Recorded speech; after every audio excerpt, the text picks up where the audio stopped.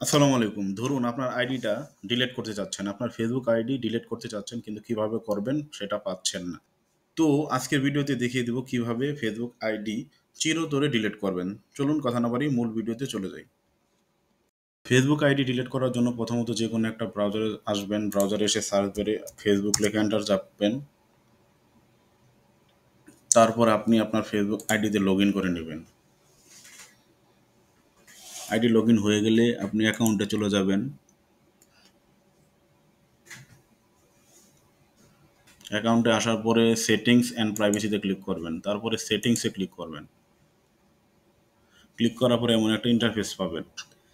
নিচের দিকে দেখুন, হাতের বাঁ দিকে যে পার্সোনাল ডিটেলস এখানে ক্লিক করে দেন। তারপরে এই ইন্টারফেসটা আসবে। তো আপনি আর একবার পার্সোনাল ডিটেলসে ক্লিক করবেন। ক্লিক করার পরে ইন্টারফেসটা পাবেন। নিচে দেখেন অ্যাকাউন্ট ওনারশিপ অ্যান্ড কন্ট্রোল, এখানে ক্লিক করুন।